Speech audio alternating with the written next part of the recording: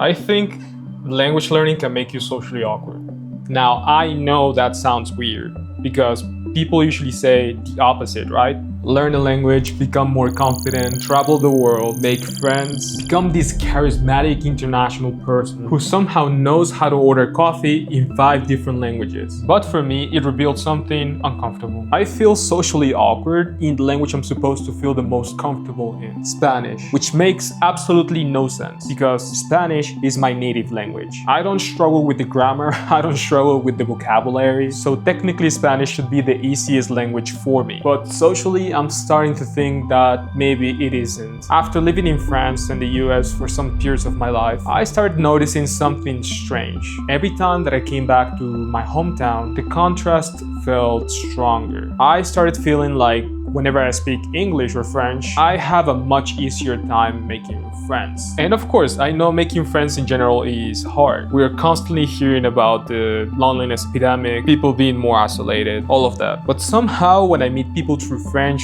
or English, it doesn't feel that hard. And for a while I thought maybe it was because I was abroad, you know? Maybe I was in a different country, so obviously I was going to act differently. But then something happened in my own city. Some students from the University of Lille came to my hometown for a 3-month stay for their masters, and I was lucky enough to be working as a translator for some of them. That was supposed to be my role, translator, and somehow I ended up being adopted by these 8 French students. We ended up going on trips together, we went out, we spent a lot of time visiting my own city, and of course we had tons of Mexican food. But what really surprised me was not just the fact that I made friends with them, it was how fast I changed around them. From the first time I met them, I noticed that the way I was speaking, thinking, joking, and behaving was different from the normal me. And this time I couldn't just explain it by saying, well, I'm abroad, because I wasn't. I was literally in the same city I grew up. And the contrast was so obvious that even my family started to notice. That made me start thinking about all the possible explanations. Maybe it was my country's mentality, maybe French people were more open, or maybe I was just excited because it was new. But while going back and forth with all these explanations, I researched it, and what I found made me feel a little bit less crazy.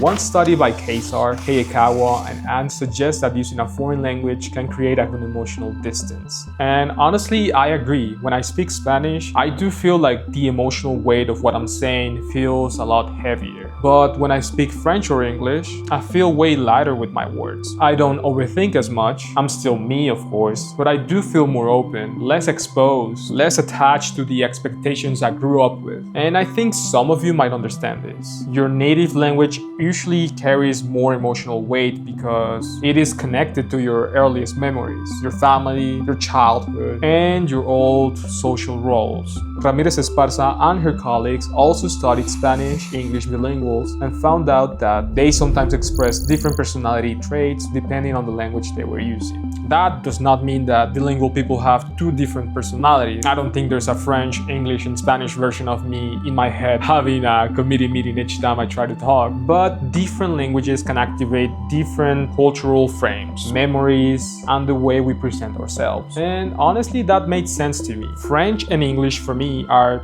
related to movement. It might sound corny, but also like reinvention and meeting people who don't have a fixed idea of me already. But Spanish is connected to my oldest environment, my hometown, my family, old friendships, and an old version of myself. And maybe for you it's not French or English. Maybe it is a different language, a different city, or even a different group of people that make you feel less defined by your old self. So when I say language learning can make you socially awkward, I don't mean that it damages your social skills. I just mean that it can split your identity in ways you don't notice at first. You can become quite confident in your second language because it belongs to a version of you that feels lighter, newer, freer, and less defined by the people who already know you. So maybe my solution is not to escape Spanish. Maybe the solution is to create new memories with the language. For example, and this is very specific to my case, but when I speak Spanish with my friends from Ecuador on Discord, I don't feel that same pressure. Over time, I started to adopt some of their expressions, their rhythm, and even a little bit of their accent. Of course, I don't speak with an Ecuadorian accent with my family or my friends or anyone here in my city, but when I play with them, somehow I do tend to use their accent, and it feels different. Probably because we have been playing video games online for the past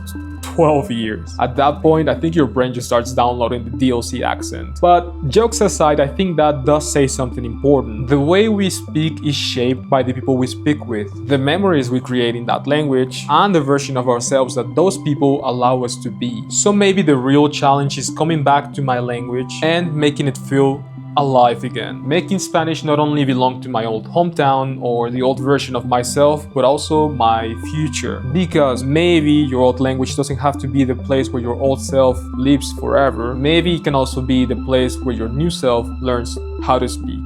If you made it all the way this far, I thank you so much for watching this video and honestly supporting me, and I hope you have a great day. Bye.